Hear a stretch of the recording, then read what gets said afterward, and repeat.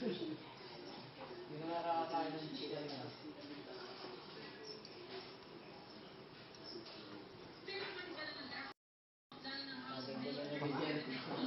Ano ko, anong pinaggagawa mo para magkaroon ng pera eh.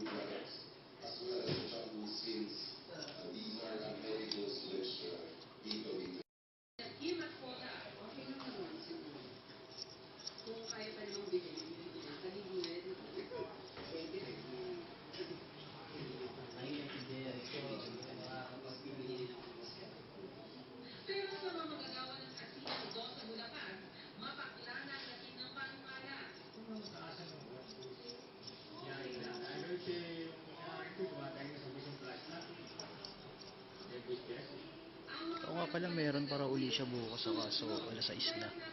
Kahit uuwi ka ba bukas? Pwede ka ba bukas ng alas 6? Bukas, kasi kakain mo sa Hindi, kahit mga 5:30 lang yun. Tulad lang yung nakaraan. Yun kasi ngayon ako magtuloy dito eh. Yun. Yung kasi na-traffic na yun eh. Kasi ano eh. Ayaw niya kasi ng dalawa. Gusto niya pa isa-isa lang kada araw. Sayang nga ngayon eh. Pwede sana. Kaso ayaw niya. Yung pinapakita ko nga pa sa'yo, ano yun, tagal pa picturean yung harap yung ano niya eh. Nakaharap Yun ba yung sinasabi mo na ano? Yun ba yung nakatalikod? yan ba yun? Oo. Eh, hindi kasi natin may ano sa kanya yun eh. Kailangan natin yung nakaharap sa ano. Yung sabi ko eh, pinasa ko na nga yung ano, sinabi mo sa akin. Oo. Sabi ng pagkakagawa, gusto niya. Kasi doon siya nagbe-base ng ano eh. Bayad eh. Pinag-aaralan din ang reklamo kidnapping laban sa kanila. Ang apat na suspect, mga intelligence operative ng Makati Police. Ako ng May 8, bersahan daw kinuha sa Makati PD. Hininga sila ng 400,000 pesos kapalit ng kanilang kalayaan. Pinakawalan sila ng umaga ng May 9. Pinakawalan sila nitong umaga na ng May 9 matapos magbigay ng isang 100,000 pesos. Magkasama mga pulis na papatayunan ng pamilya ng mga biktima kapag hindi nila naibigay ang balanse ng 300,000 pesos. Matapos mapalaya ng subukagan ang pagdating biktima sa CIDF. Nagkasalang traffic operation at nahuli ang mga suspect alas 11 na gabi sa parehong araw kung kailan sila napakawalan at nagsumbong ang mga biktima. Sa Ministry Superintendent sa Chibito, Malayo, ang SSCIDF, umamin daw ang mga suspect na ginawa nila ang revenge. Ibalabas ang isa ng investigasyon na posibleng sa butaw ang mga suspect sa ilang mga introduce. Mabibitang pera raw ang pakay ng nahuling apat na pulis Makati bilang isang aktibo at isang retiradong pulis. Dahil sa pagkakatarik sa apat na pulis Makati, i-release ang intelligence ng Makati Police. Ang administrative naman ang mismong chief of police ng Makati. Sa PDPA spokesman Chief Superintendent Renato Carlos, leksyon ito sa iba pang police official na dapat alam nila ang ginagawa ng kanilang mga Na-establish na ba kung gaano katagal na itong ginagawang movement na ito ng grupo na yan? Yan ay bahagi pa rin ang investigation na ginagawa ng CIDF Poly. Pero ngayon, meron silang mga investigahan na ilang insidente na posibleng kinasangkutan din sa mga suspect nito ng mga pulis Makati. Mga insidente na nangyari daw sa Tagaytay at nangyari sa Cavite. Yung mga iba pang detalye na ginagawa ng investigasyon na Tony ay ayaw mo nang i-react ng hepe ng CIDF na Distrito sa Superintendent dito Malayo. Mga pulis na nakuha, nahuli. Meron ba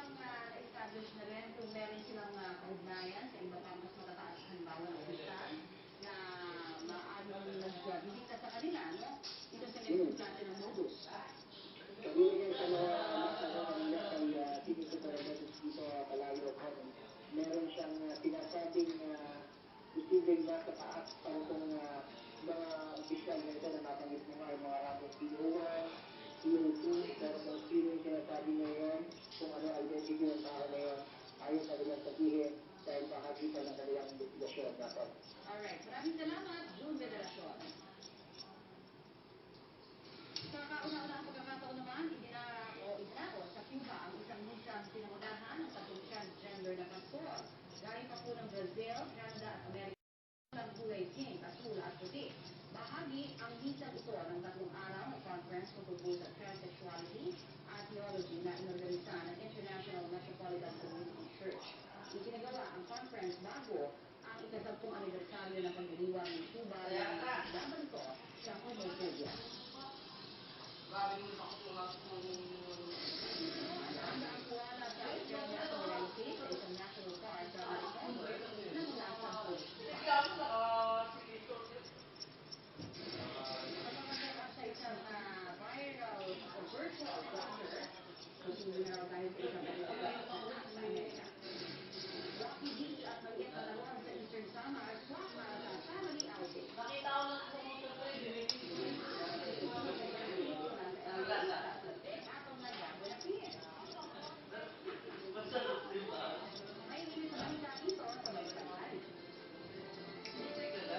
sabi nila kapag may ina kayang gawin para sa mga anak, ay pagkukulang sa mabuhay ng hina, kanina siya sasanda.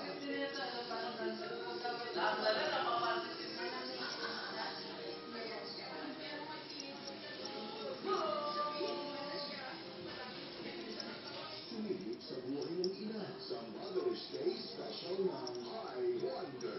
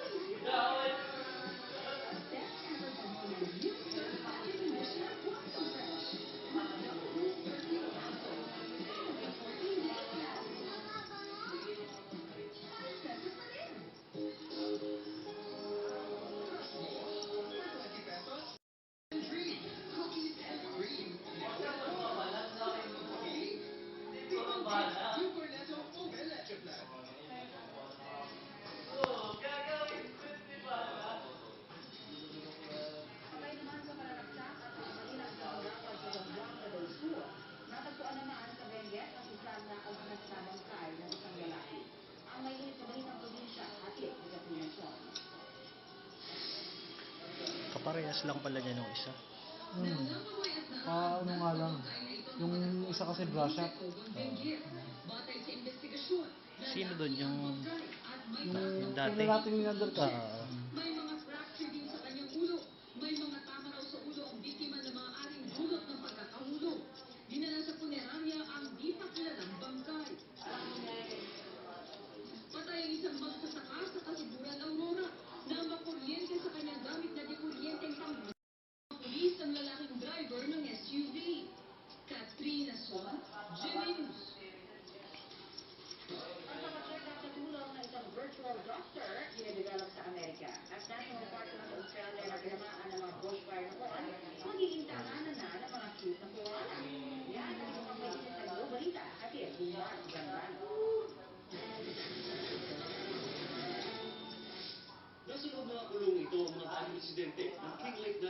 sa Victoria, Australia. Walang iba, kundi ang mga sikat na koala. Sinimulan ng i-relocate mula sa French Island ang daang-daang koala papunta sa National Park na nakabangon na raw kasunod ng mga bushfire noong 2009. Mahigit 400 koala ang balak ilipat ng gobyerno sa King Lake National Park sa mga susunod na linggo. Hindi raw kailangan pang umalis ng bahay para makapag-check up sa doktor. Yan ay sa tulong ng DocOn, isang bagong app na dinidevelop sa University of Southern California, isang virtual na doktor na may kanya-kanya rin daw expression at mannerism. Pwede raw tanungin ng mga virtual doctor tungkol sa iba't ibang medical condition at treatment. Kailangan para pumasa sa regulatory approval sa app bago isa publiko.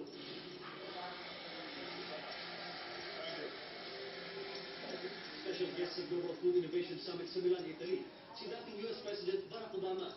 Isa ito sa mga pinakaunang public appearance si Obama mula nang matapos ang panunungkulan nitong Enero. Tinalakay ni Obama sa Food Summit ang mga hakbang ng kanyang administrasyon para matugunan ang climate change na nakakapekto sa produksyon at supply ng pagkain sa mundo. Mark Zubrano, GMA News. Pasinsabi po muli sa mga nananalitan, sensitive balita po muli ang aming ihahatid. Patay naman po ang isang lalaki matapos nahulog sa linis ng septic tank o Poso Negro sa Barangay Bago, Noong Pasig City. Balitang hatid, Lupang Alegre, exclusive.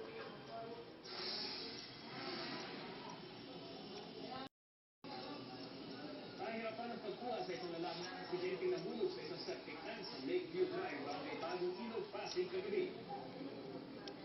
Naging maingat ang Pasig Rescue sa pagkuha sa labi ni Richard Camargos mula sa makitig, malalim at mabahong Poso Negro. Medyo nag-struggle ako ng konti sa pagkuha sa kanya kasi sa sobrang dulas niya, iniiwasan ko na mabitawan siya ulit kasi baka mahirapan ako hanapin ulit eh. So kaya hindi ko na siya binatawan doon sa damit niya, suot niya sa pangibaba. Pasado alas 8 ng gabi, naglilinis ng septic tank sa Camargos at kasamahan niya si Marvin Emadi. Kwento ni Emadi, pareho silang lulusong na suot na ng underwear at walang safety gear. Tumayo daw siyang naihilo na, kaya sinusunod siyang iligtas ni Camargos. Pero sa kasamang palad, matapos iligtas ni Camargos si Emadi, at matutulong sa septic tank. Hindi na nakaahon sa lampas leeg na pura. Emosyonan si Emadi dahil nakita siya Sinasabi ko sa kanila na gamitin po nila yung pagbuhay sa bahay. Magkaroon po sila ng sarili garden. tuntuan naman ang mga bata sa kanilang mga bagong natutunan. Masaya naman po kasi po, may natututunan po tayo na kapag nakain po kahit bason. Kung pagpaway sa inyo naman ang anak, diretso na sa liliputan ng Rakuti sa Samulian Eastern Samar. Ang atong buffet kung saan pwedeng maglaroy o kaya mag-banding sa mga pwedeng kapit. Kung di ka naman sa kay mga adventure, tara na sa mga talagang dito, hindi lang pagtampisaw sa malinaw na hindi mo pwede, kundi pati ang pag-aray sa talon. Kung underwater adventure naman ang trip, may diving site na must visit sa buwag na rin buffet. Sa ganda ng Pagpul Beach, maraming water activities sa lugar na pwedeng ma-enjoy. Swak din ito para sa family outing at pwede rin mag-food trip by the sea sa picnic areas. Kung ayaw mong makipagsaksikan sa sikat na underground river sa Puerto Princesa, Palawan, bakit hindi naman subukan ang underground river sa Parang Quezon? Bagong diskubre lang ang ilog na nasa loob ng Malao Cave. Ang naglalaki ng stalactites at stalagmites. Pero extra fun ang pagbisita sa ilog dahil pwede pong mag-enjoy sa Asidillo at Payawan Falls. Mark Zubrano, GMA News.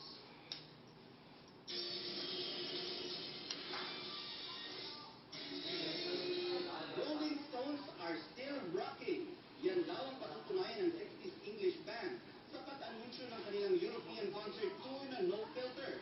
Muling magkasama-sama sina Mick Jagger, Keith Richards, Charlie Watts at Ronnie Wood sa 13 shows sa 12 locations sa Europe. Sa September 9 ang kick-off ng concert tour sa Hamburg, Germany.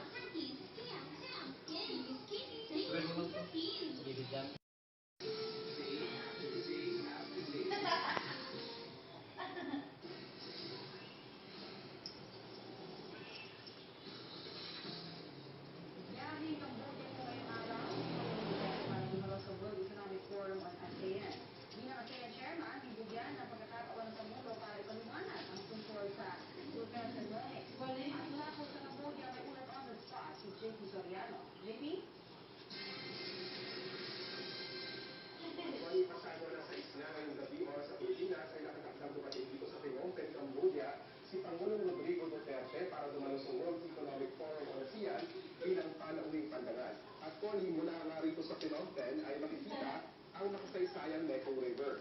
Ito ang ilog na nagkokonekta sa ilang parte ng mga bansang Tibet, China, Myanmar, Laos, Vietnam at Cambodia. At gaya ng ilog na Undersecretary for International Economic Relations, Manuel Quijano, sa pagdiriwang ng limang anibersaryo ng pagkakabuo ng ASEAN, pagtutunan din ng pansin ng mga lider ang paggawa ng mga oportunidad para maisakatuparan ng mga infrastructure projects, partikular sa Pilipinas. Pagsasakatuparan din kung paano mapapabuti ang kalidad ng edukasyon ng mga kabataan habang nakakasakay sa pangangailangan ng tinatawag na digital age. At ako ay magkakaroon din ng multilateral meetings with the ASEAN Regional Strategy Group at haharapin din ng Pangulong Duterte ang mga top business leaders dito sa ASEAN. At yan muna ang latest mula sa Phnom Penh, Cambodia. Balik ko na sa iyo, Juan. Maraming salamat sa update na yan, JP Soriano. Samantala, wala naman daw na monitor ang Armed Forces of the Philippines sa anumang banta sa Palawan. Sa isang pahayag mula kay AFP Public Affairs, respeto raw nila ang travel advisory ng US Embassy. Pero nilinaw nila hindi sa kanila nang galing ang impormasyon na pinagbasehan nito. Sinuseryoso rin daw nila ang report na ito mula sa Amerika at patuloy raw ang kanilang pagbabantay. Hindi naman daw sila nag-deploy o mag-deploy ng karagdagang tropa sa Palawan sa ngayon, pero patuloy din daw ang kanilang paghahanda sa tangka ng terorismo. Nanawagan din sila sa mga Palawenyo na manatiling kalmado at makapagmatyag at iulat kung may mapapansin kahit hinahinala ang mga tao o pagkilos sa lugar. Binati naman ni Pangulong Duterte ang pagkapanalo ng Moon Jae-in bilang Pangulo ng South Korea. Ayon sa pahayag ni Presidential Spokesman Ernesto Abella, iniuho ng Pangulo ang matibay at mahabang ugnayan ng Pilipinas at South Korea. Mahaba-haba raw ang pagtutulungan ng dalawang bansa sa politikal, economic, sa South Korea sa ilalim ni President Moon.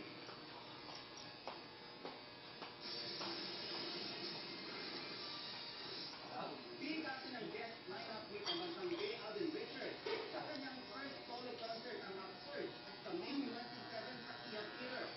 Kabilang dyan sina Raymond Brasidan, bad boy ng dance floor na si Mark Heras, Gerald Capoles, Rodrigo Cruz, Christopher Martin at ang Love Smash Queen na si Tim Mendoza. Front update sa concert ang Starstruck 6 Ultimate Survivor na si Migo Alexer. Para sa ticket, Ano yun siya? Gamot? Ano yun? Gamot saan? Pangkon ba?